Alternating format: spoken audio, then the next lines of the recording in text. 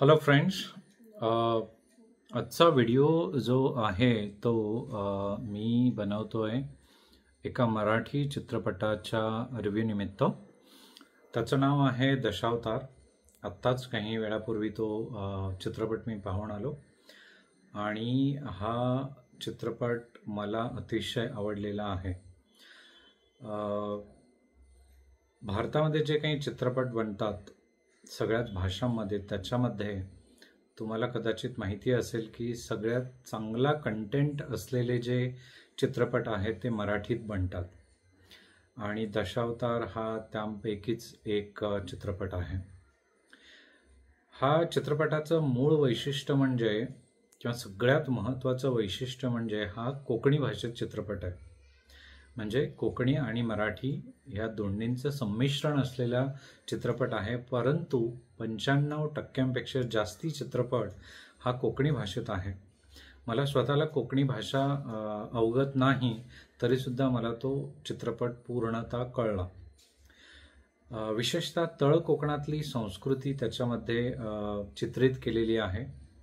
तुमच्यापैकी ज्यांचे लागेबांधे कोकणाशी आहेत, सांप्रतच्या काळात किंवा पूर्वीच्या काळात ज्यांचे नातेवाईक किंवा वाडवडील कोकणामध्ये राहत असतील किंवा राहत होते, अशा लोकांना विशेषतः कोकणाच्या भूमीविषयी खूप प्रेम असणं साहजिक आहे.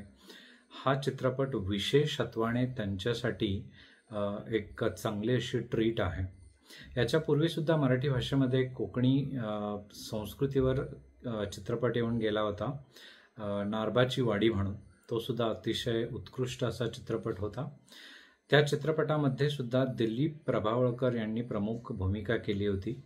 त्याच धर्तीवरचा हा एक चित्रपट आहे, पण अतिशय उत्कृष्ट असा चित्रपट आहे.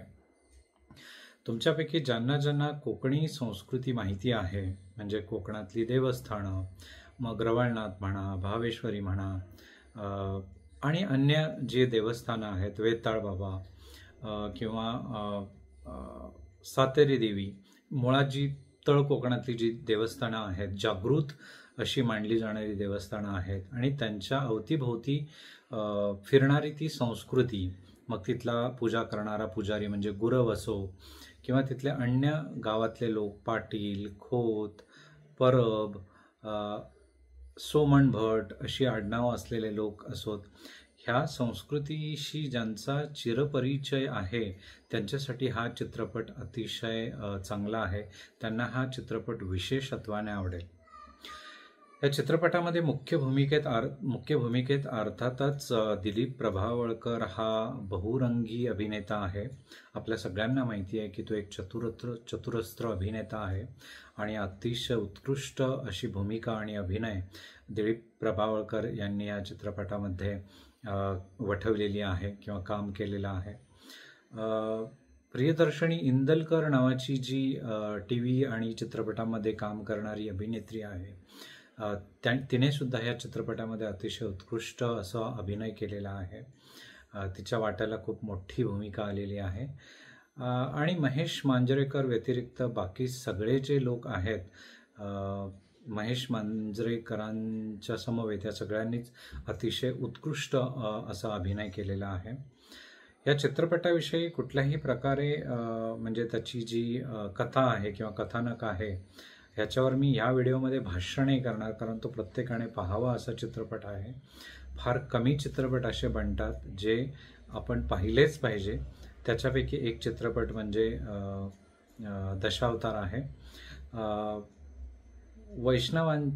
वैष्णव धर्मामध्ये किंवा वैष्णव संस्कृतीमध्ये दशावतार जे मानले जातात, त्या दशावतारांचंच नाट्य रूपांतर हे दशावतार म्हणून कोकणामध्ये वेगळ्या वेगळ्या सणांमध्ये सादर केलं जातं. त्याच पार्श्वभूमीवर आधारित हा एक चित्रपट आहे, जो अतिशय उत्कृष्ट असा जमून आलेला आहे.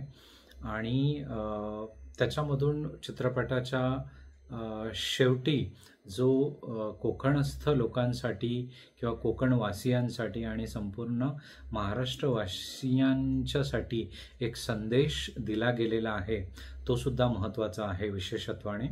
असे चित्रपट कोकणस्थ लोकांचे म्हणजे कोकणवासियांचे डोळे उघडणारे तर आहेतच, पण अन्य मराठी माणसांचे सुद्धा डोळे उघडणारे आहेत. या चित्रपटाचं संगीत जरी अतिशय गाजलेलं जरी नसलं, त्यातली गाणी अतिशय श्रवणीय जरी नसली, तरी चित्रपट पाहताना ज्या प्रकारे त्यांचं चित्रीकरण केलेलं आहे आणि ज्या प्रसंगानुरूप ती वापरली गेलेली आहेत, त्याच्यामुळे ती अतिशय चांगली जमून आलेली आहेत. दिग्दर्शन, पटकथा लेखन, ह्या सगळ्या गोष्टीत हा चित्रपट उजवा आहे. अगदीच शेवटी म्हणजे आपण ज्याला क्लायमॅक्स म्हणतो, त्याच्यामध्ये हा चित्रपट थोडासा नेहमीच्या चित्रपटांसारखा वाटतो, पण तेवढा एक भाग सोडला तर अतिशय उत्कृष्ट असं कोकणी संस्कृतीचं, कोकणस्थ संस्कृतीचं चित्रीकरण आणि सादरीकरण या चित्रपटामध्ये उत्कृष्ट केलेलं आहे. आणि I must say hats off to Dilip Prabhavalkar again. त्यांच्यासाठी हा चित्रपट पाहायलाच हवा बेसिकली. तर मी सगळ्यांना सजेस्ट करेन की please go to your nearest theatre and watch this movie as soon as possible. हा चित्रपट कुठेही मोबाईलवर किंवा लॅपटॉपवर डाउनलोड करून पाहण्यात काही अर्थ नाही आहे, किंवा तसा करूही नका. पायरेटेड कॉपीज स्वतःचा वेळ वाचवण्यासाठी किंवा पैसे वाचवण्यासाठी बघण्यात काही अर्थ नाही. हा मराठी चित्रपट आहे, मराठी संस्कृतीविषयी चित्रपट आहे, विशेषतः कोकणी किंवा कोकणस्थ संस्कृतीचा आहे.